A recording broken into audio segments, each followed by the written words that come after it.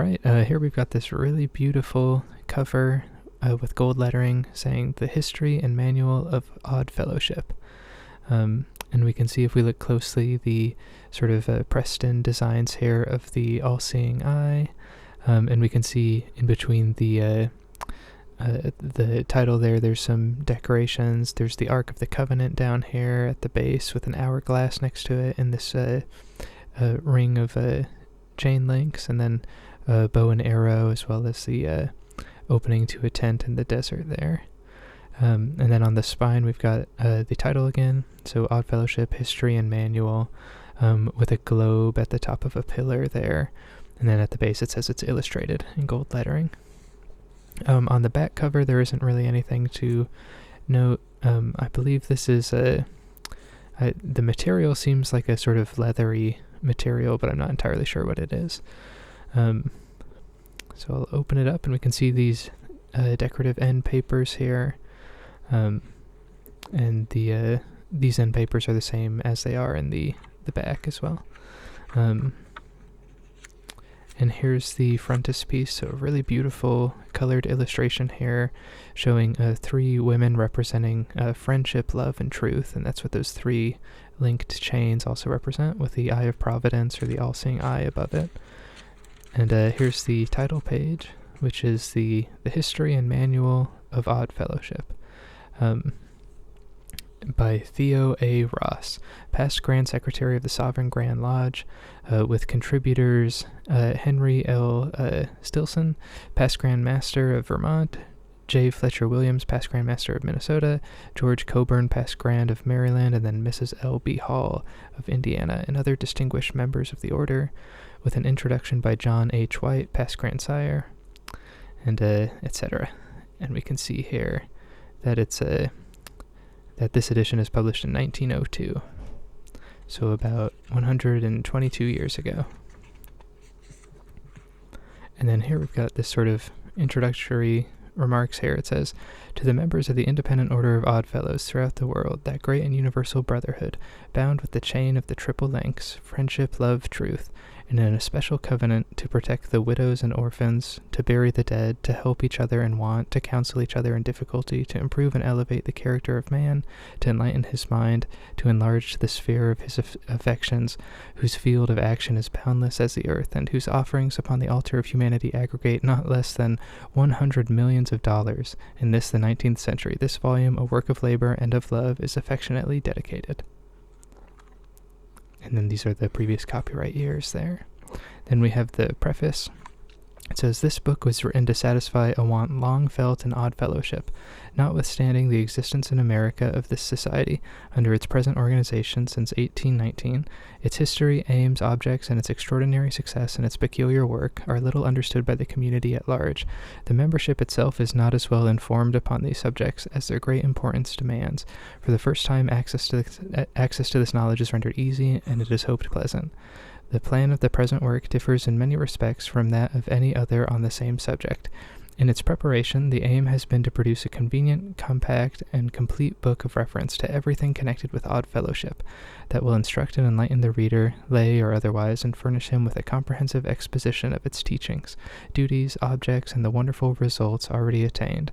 In order to accomplish this, and at the same time confine the work within reasonable limits, great care has been given to the condensation of the subject matter." And so we'll just jump ahead here. We've got an introduction.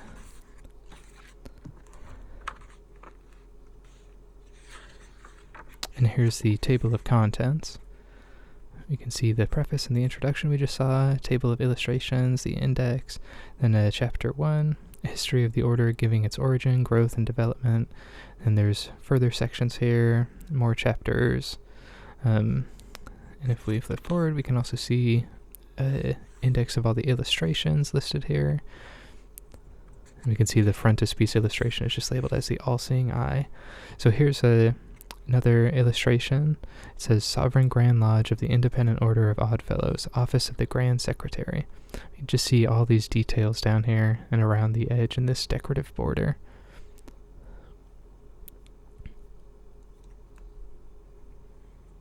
Alright, and then this is chapter 1 here. It says, History of the Order, Section 1, Wildly period. Founding of the Independent Order of Odd Fellows in America. Our order is now everywhere known as a benefactor of the human race. Our flag proudly floats in the breeze of every clime, as a beacon to the pilgrims of life's fitful journey, and a welcome guide to the tempest-driven mariner across the troubled waves of human woe to its calm haven of rest. It exists in response to the cravings of the soul for a domain of brotherhood, a fraternity wherein sweet and congenial companionships and mutual offices of kindness and regard would soften the asperities of life and remove the evils of prejudice, bigotry, and intolerance. An order that teaches a higher ideal of life, that gives men a new faith in virtue, charity, and love, assuredly deserves a considerate study by all those who are interested in the welfare of the human race. As a means to an end, it has become one of the most powerful weapons in the warfare upon ignorance, vice, and the host of evils that beset man at every step in his earthly career. And it says it does not seek a veiled origin in the misty shades of the past to surround it with the false glamour that arises from the belief in the doctrine of omne ignotum pro magnifico. This age of enlightenment has emancipated us from the gross credulity of the past. Antiquity bears with it no passport of truth or goodness. The Order of Odd Fellows was originated in England in the 18th century. In the early part of that century, the celebrated Daniel Defoe mentions the Society of Odd Fellows, and in the Gentleman's Magazine in 1745, the Odd Fellows Lodge is mentioned as a place where very pleasant and recreative evenings are spent. The poet James Montgomery, in 1788, wrote a song for a body of Odd Fellows.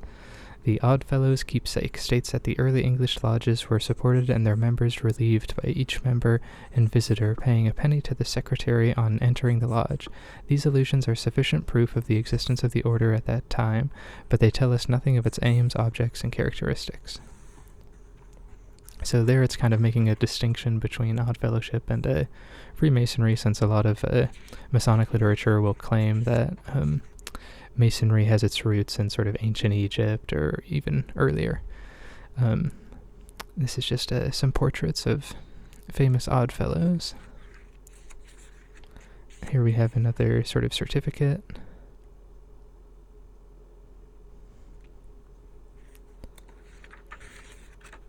And so I'm just going to look forward through to all of these different interesting pieces here. Here's another interesting certificate here that folds out. I'm going to take a deeper look at this one. So we can see at the top all of the symbols here. So we've got the sun and the moon, we've got the Eye of Providence. It says Independent Order of Odd Fellows. And it says, this dispensation granted by consent of the Grand Master and past and present officers from various lodges connected with the Manchester Unity assembled in Grand Committee. It says, in consideration of the charter formally granted by the Duke of York, Lodge Preston, to certain officers and brothers of the Independent Order of Odd Fellows in Baltimore in the United States of America, we, the undersigned, being respectively officers of the Independent Order of Odd Fellows in Great Britain, ratify, grant, and confirm such charter, and also hereby grant, authorize, and empower the Grandsire, Deputy Grandsire, representatives, and proxies of the above-named Grand Lodge of America to conduct the business of Odd Fellowship without the interference of any other country, so long as the said business of Odd Fellowship is conducted according to the principles and purity of Odd Fellowship. This charter being granted as a free gift from the Grand Annual Movable Committee in Manchester, assembled on the 15th day of May, in the year of our Lord 1826. It says, in witness whereof we have hereunto affixed our seals, displayed the colors of our order, and subscribed our names the day and year above written. And at the base we can see all of those names and etc. and their seals.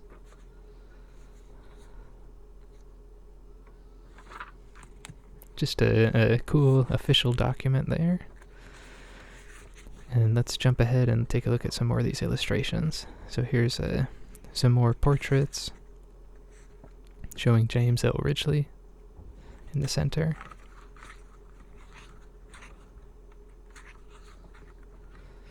And then here are some sort of biblical scenes, I believe.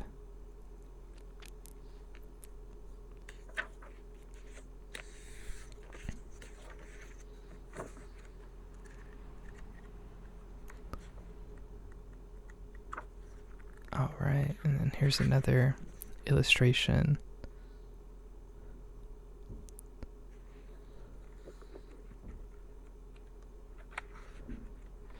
And you can see just how much information is included in this book. And here's a really beautiful colored illustration showing a group carrying the Ark of the Covenant.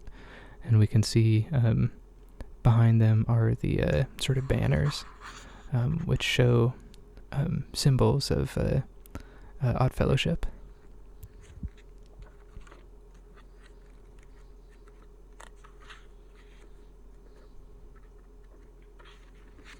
Here's another detailed illustration.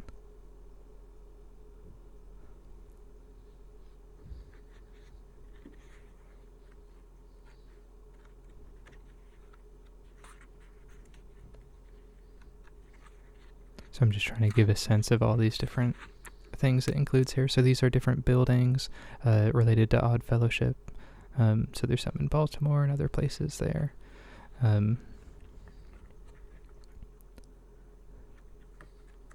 Here's another image there. There's quite a few in here. So this is just another pretty illustration here.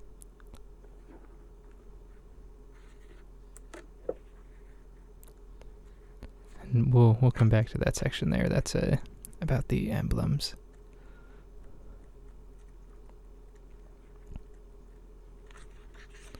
So this is the chapter for the Order of Rebecca. Here, right before it, we can see the interior of a lodge. And you can see the crescent moon with the 7 stars up next to it there in the top right. So here are explaining some of these symbols. So we can see a beehive, a lily, a dove, and then that crescent moon with the 7 stars. It says, the beehive represents associated industry, teaches us constant and untiring diligence in works and labors of love, the good results of united effort and action, and the gratifying reward of industry and perseverance. The moon and 7 stars, indicative of order, the exactness and unerring laws of nature, teach us the necessity of system, order, and regularity in all our duties, both in the lodge room and out. It's got the dove and the lily there as well.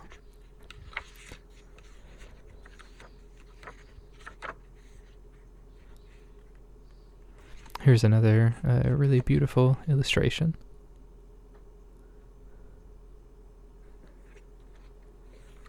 And let's take a look at these symbols here. So these are the emblems or symbols or jewels of Odd Fellowship. And you can see the all-seeing eye, the 3 linked change, a scythe, a quiver, bow and arrow. It says the emblems, regalia, and jewels.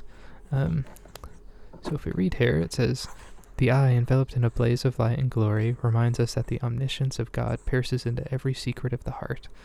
All our thoughts and actions are to him revealed as soon as the one is conceived or the other done. Let us therefore so regulate our conduct that we... Yep, and then it says the 3 links are emblematical of the chain by which we are bound together in friendship, love, and truth. It says the skull and crossbones remind us of mortality and warn us to so conduct ourselves here on earth that we that heaven may be our reward hereafter. And then the scythe reminds us that as the grass falls before the mower's scythe, so we too fall before the touch of time.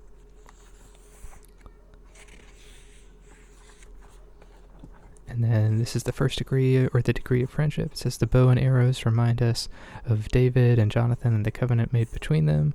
The quiver teaches us that there should be a place for everything and everything in its place, in order that we may not waste our precious moments in idle search for things mislaid. So you've probably noticed, but throughout all of this, there's pretty heavy Christian overtones in reference to biblical symbols and stories. So here we've got more symbolism there in that image. The 3 pillars in the top left are similar to the 3 pillars in Masonry. Here's another colored illustration towards the end.